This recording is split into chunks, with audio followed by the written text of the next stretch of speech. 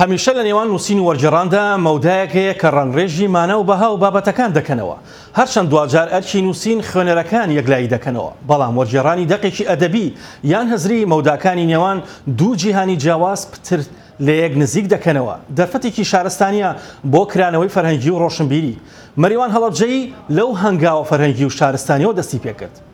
مەریوانم کاتت باش. ئەم کاتت باش کاگاسۆ. زۆر سپاس دەکەم. مەریوان هەڵبەت چەندین دەستگای ڕۆشنبیری و فەرهەنگی حکومی و حیزبی هەن لە هەرێمی کوردستانە. چەندین ساڵە سەرقاڵیەوەن ڕایەڵێکی ڕۆشنبیری و فەرهەنگی لە نێوان وڵاتە جیاوازەکان و وڵاتەکانی ناوچەکەدا دروستکەن بۆ دروستکردنی ئەو ڕایەڵەیە. بەڵام ئەم ڕایەڵەیە هێشتا نەتوانراوە پایەکانی دامەزرێت. بەڵام تۆ هەر خۆت توانیت ئەو ڕایەڵەیە وەکو تاکە کەسێک وەکو وەرجێڕێک و وەکو نووسەرێک ئەو ڕایەڵەیە و چەندین ساڵە دروست کردووە. سپاس کاگاسۆ. لە ڕاستی زۆر بە کورتی بڵێم ئەو ڕایەڵەیە پێویستی بە عشقێکی زۆر، هەستێکی زۆر بەرامبەر بە وشە، بەرامبەر بە کولتور کاڵچەری نەتەوەکەت هەیە و بە نسبەت نەتەوەکانی تریشەوە.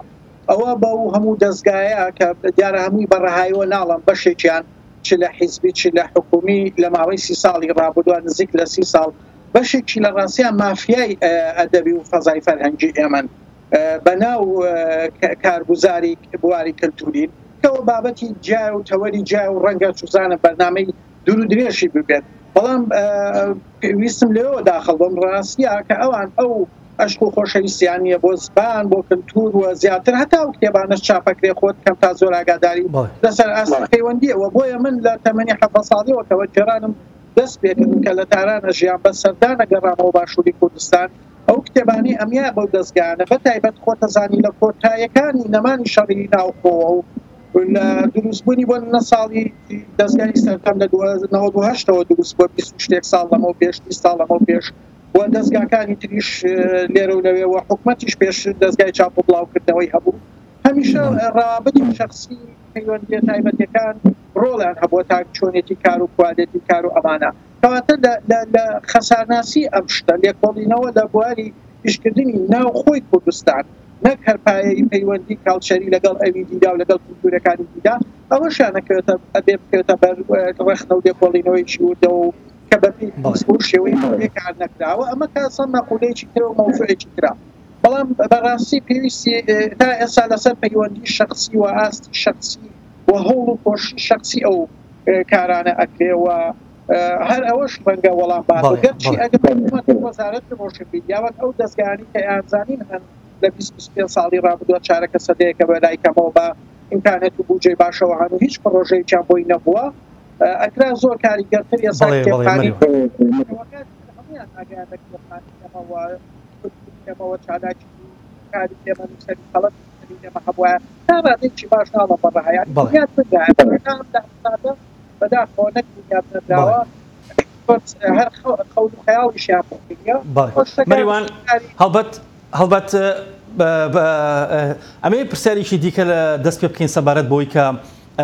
تۆ لە دوو زمانەوە ئیش لەسەر دوو فەرهەنگەکەی هەم لە کوردیەوە وەردەگێڕیتە سەر زمانی فارسی و هەم لە فارسیشەوە کتێب و بابەتی زۆر گرنگ بە تایبەتی هەم شێعر و ئەدەبیاتی فارسی وەرەگێڕیتە سەر زمانی کوردی. دەگمەنە نەو کەسانی کە توانستیان بەسەر دوو زماندا هەبێت و کار لەسەر دوو زمان بکەن. ئەم هارمۆنیەتە چۆن دەتوانی کاری لەسەر بکەیت لە کاتێکدا هەم خوێنەری فارسیشت زۆرە و هەم خوێنەری کوردیش زۆرە کە ئەو شتانی وەرەگێڕاوەتە سەر کوردی دەخوێنەوە؟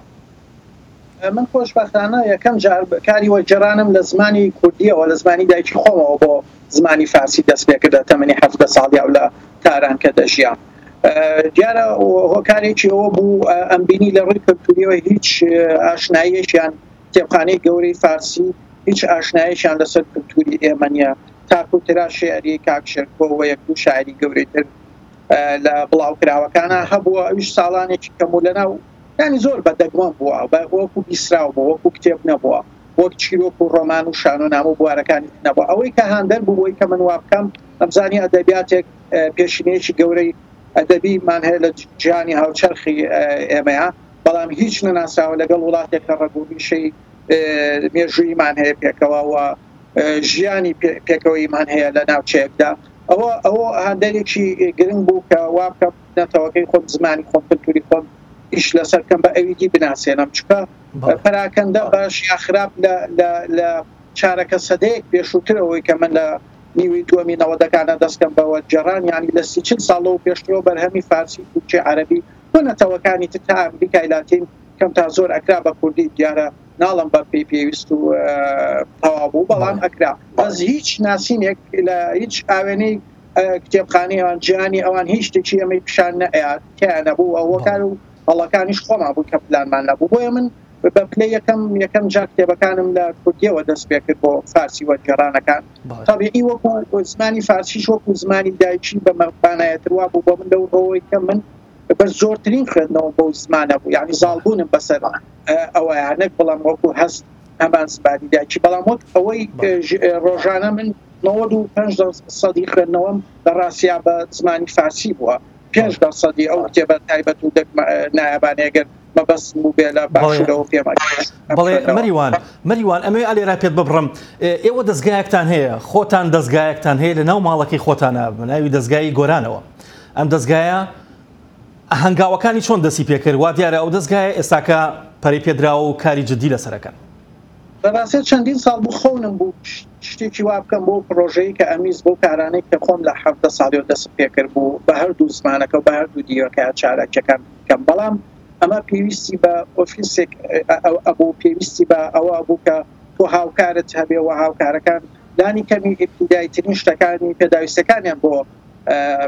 فراهەم بکەی هەروەکو هاتوو چۆکردنیان وەکەوەی ئەو چەند سەعاتەی لە ڕۆژا پێکەوەی بتوانیت بچووکترین خزمەتیان کرد نەک وەکو موچە و مادیات و هەر نەکراو نەبوو من پاشان بەو ئەنجامە گەیشتم کە من چەندین ساڵە ئەو جۆرە پەیوەندیانە هەیە و ماڵێک شوێنێکم هەیە کتێبخانەیەکم هەیە و خەڵک لە بامیان و لە ئەفغانستان و لە تاجیکستان و لە هەموو شارەکانی ئێرانەوە تێدێت لە هەموو نەتەوەکانی ئێرانەوە خۆڕیان بۆ ئەگرم لە گەرمیان و لە کوێستان و لە هەڵەبجە و لە هەورامان و لە سلێمانی بەڵام هەموو چاکەکەیەکێ بۆ دەستگایانەی تر کە دەتوان دواتر بە پێی پێویست نایەن بەدەم بەرهەمەکانی خۆمکاری چستێک لەو مافیا دەبێت کە لە خۆساکە من ێستش دەستم پێ کردووە بۆ ئەوەی کە زنجیرە کۆڕ بگرم لە تاران لە شیراز بە ناوی دەستگای گۆرانەوە و ناسراوە بەلایەنەوە و یەک دوو هاوکاری گەنجم هەیە تەمەنیان زۆر مناڵترە لە خۆم فارسیان باشترەوە باشتر پەروەردیانەکەم لەگەڵ فارسەکان و کوردیەکەیان بۆ ئەوەی هەست دەکەم هەست بەرپرسیارەتێکە لەسەر شانی من کەوت و زبارە باشێ زانم هەم لە کتێبخانەکەم بە باشی ئیستفادە بکەن هەم لە وەرگێڕانە هاوکاریان ببووە ناویان بێنە ناو سەر کتێب لەگەڵ خۆم بەردەوام ئێستا پرۆژەی